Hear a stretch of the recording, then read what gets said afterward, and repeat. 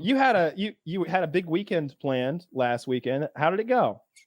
Oh, am I wrong? I thought that was when you were going on your motorcycle. Like that was a adventure. Wednesday. Yeah. That was just before the last show. It went well. That was the night did I show you your axe throwing videos?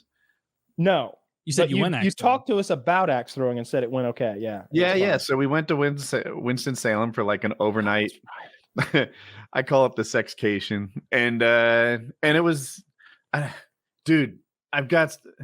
There's an I have sex subreddit where people brag about their little escapades, and everyone's like, "So we're all having sex. Shut the fuck up. Stop acting like it's special." But it was a blast. We had a good time. I got a better room than I normally spring for. Woo! And we went out on the town. I don't know. The goal was like live music and some food and shit like that. And then we got there and it was empty. So we just started like, I don't know. We walked around. She spotted axe throwing, so we did that. That was one of the highlights of the night.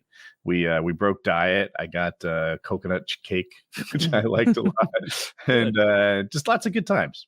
I know y'all are both recovering and stuff from various bumps and bruises and that you've gotten along the way. But another good place that I think would be a fun date to ride to is Nashville. If you like, there's so much music there. Last time I was either in Memphis or Nashville, where me and my date went like to this little downtown area, and they were like, the streets were like cordoned off, and it was like a party in the streets. There were like performers in the street, like singing and dancing, and then you walked a little further, and they were like doing coordinated dance routines. You walk a little further, and they're just out there singing when the live music's in the street. It's pouring out of the restaurants. I agree 1,000% on the Nashville recommendation. I've been to that city once. I think I was with you at the time. It was the time we did that Arkansas shooting thing. And Nashville, is that Nashville or Memphis? There's no telling. Memphis is on the border, so I get them mixed up. It's right on the border with Arkansas. Maybe I'm mixing them up, but I do think I've been to Nashville and I liked it. It's high on my list of places to go. We're kind of working our way out. Winston-Salem was 90 minutes away, which is part of its draw. It's like a walkable city that's an hour and a half from here, and we'll figure that out. Charlotte's 3 hours away. I think that's our next destination. A little longer bike ride, a little bigger city, see how we like it. And Nashville, I don't know, might be 7 or 8 hours.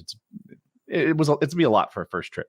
Yeah, that might be a 2-stage ride or something like that. But then you get up there in Tennessee in those curvy roads. That might not be beginner stuff. It's not. I mean, I haven't done it. I don't want to do it. I'm afraid of it. I live so close to it. I'm not concerned about curvy roads. I like them. But what? So I've talked about this a little bit. But you go off a mountain. I'll go into a. How is that worse than a tree? Sometimes I go into a curve and I'm like 95% sure I'm good, but I'm like, dude, if I come off this thing, we're sliding out into that soybean field. Hell, it'll feel good. It might be. Yeah. But like, you go off one of those roads up there, like driving in the Smokies, then there's some places where the guardrail is not very good or non-existent, and you just kind of. And it's not like Indiana Jones. You don't fall into oblivion, but hundreds of feet tumbling down a mountain.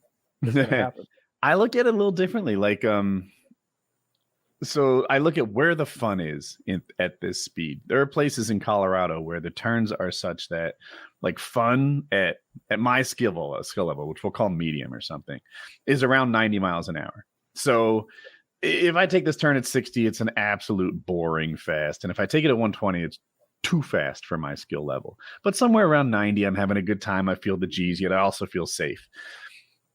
Out here at like Tail of the Dragon and like these northern Georgia, western North Carolina places, the fun is at 25 miles an hour. Any faster than that, and it's above my skill level on some of these turns. These are huge elevation changes, really sharp hairpin mountain switchbacks. Those are the scary ones, the elevation change stuff. To me, if the fun is at 25 miles an hour, then the danger is lower. That's my take on it.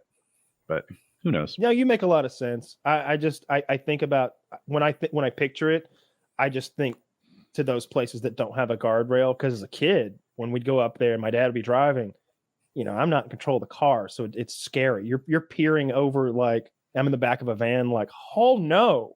I hope Daddy doesn't get the shakes or something up there, or we're all dead like Looney Tunes style. Because I don't think I'd ever seen a road that like you go off the road, you just die. There's the road system in America is great.